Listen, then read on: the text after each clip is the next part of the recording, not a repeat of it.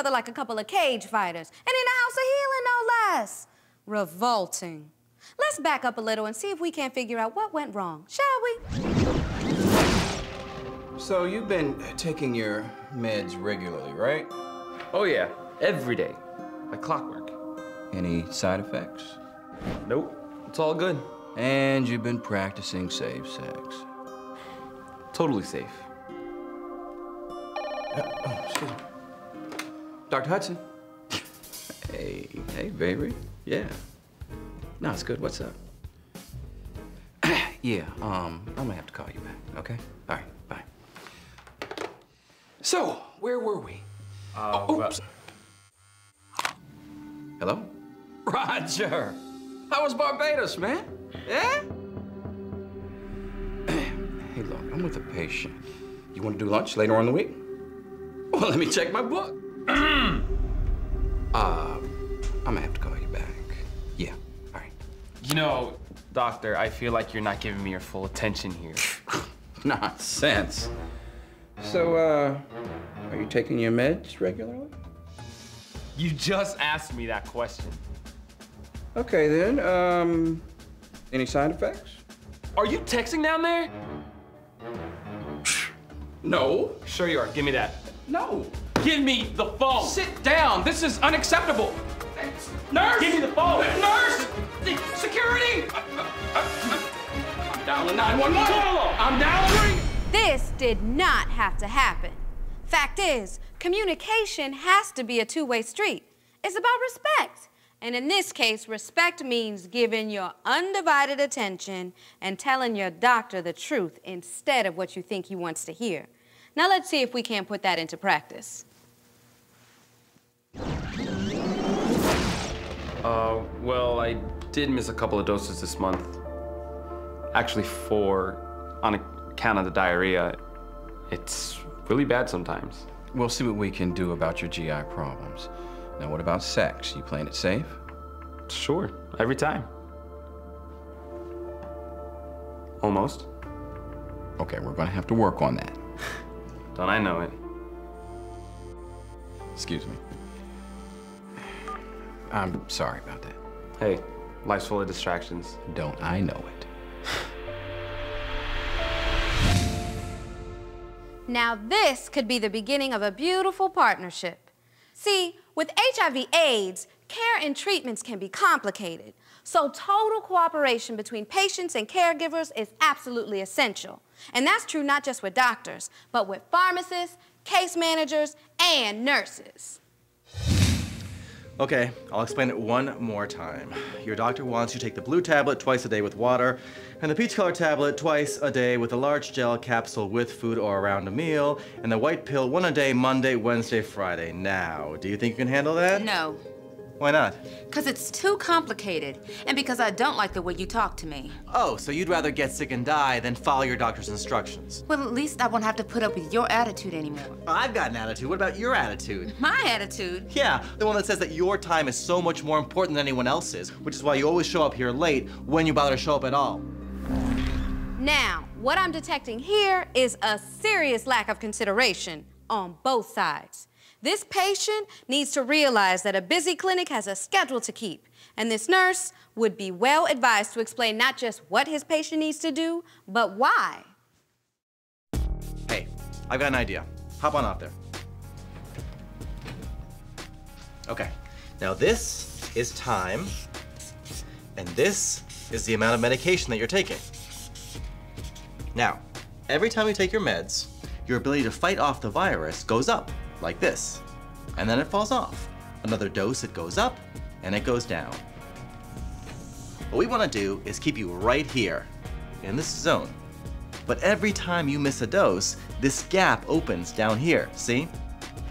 That's the danger zone, where your defenses are down and the virus can start growing and can become resistant to your medications.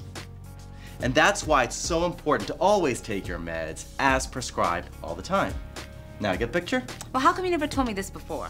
Well, I guess I was too busy putting you in your place to put myself in your place. I believe you're taking my pulse.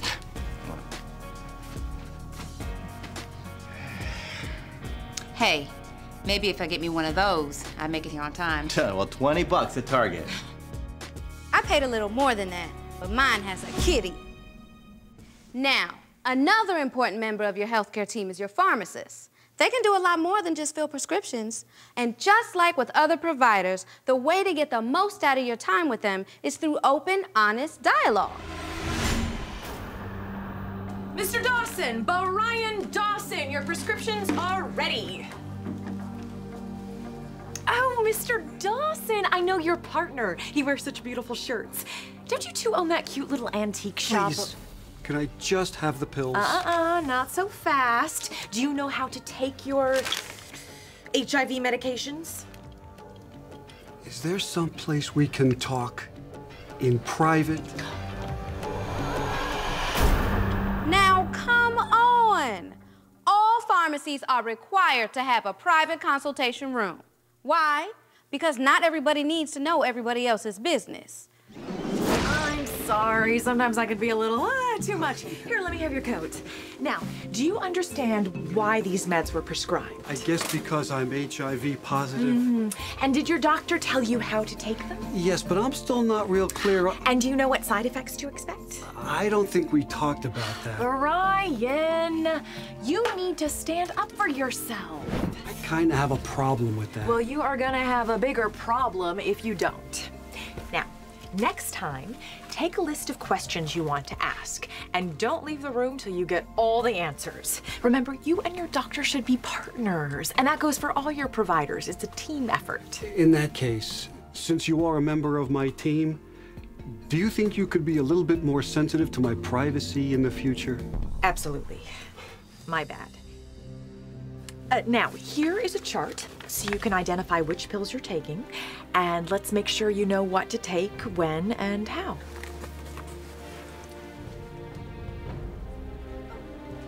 Mr. Dawson, you forgot your condoms.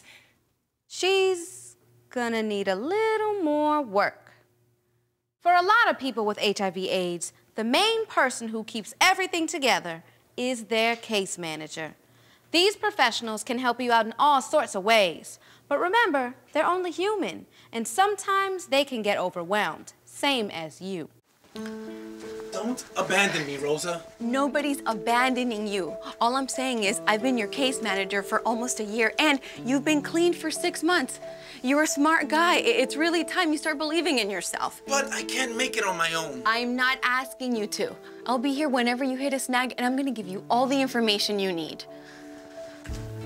Don't you want to help me no more? Of course I do, Sean, but there's a lot of other folks that need my help too. Now, these are all your contacts: your primary care doctor, your infectious disease specialist, nurses and pharmacy, plus all your Medicaid and ADAP information. And here's a calendar for all your appointments and support group meetings. I don't want all these people to help me. I want one person. I got news for you. You already have one. Huh? Check it out.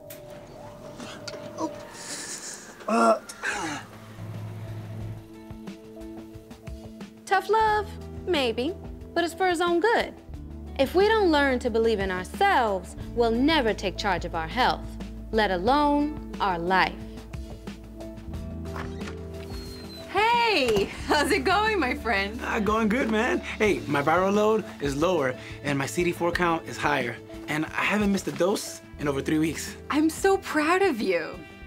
I got something for you. You know, just to say thanks. See? Now you can think about me all the time, even when you're helping somebody else. Thanks. I'll do that.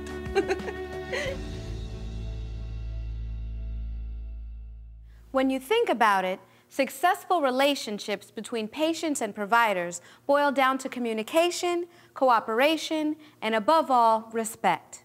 And now for a quick review. Tell the truth, the whole truth, and nothing but the truth.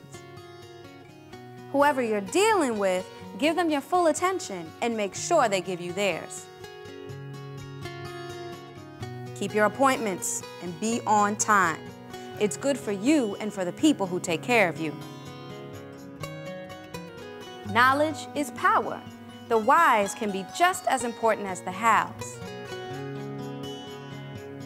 Be sensitive to other people's feelings. We're all human. Stand up for yourself. If you don't understand, ask questions until you do. Remember, you're not alone. There are a lot of good people who are ready, willing, and able to help you get through even the toughest times. But when you come right down to it, you need to be able to rely on yourself too.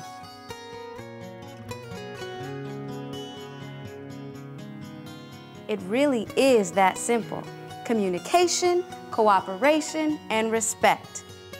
I think we can all live with that.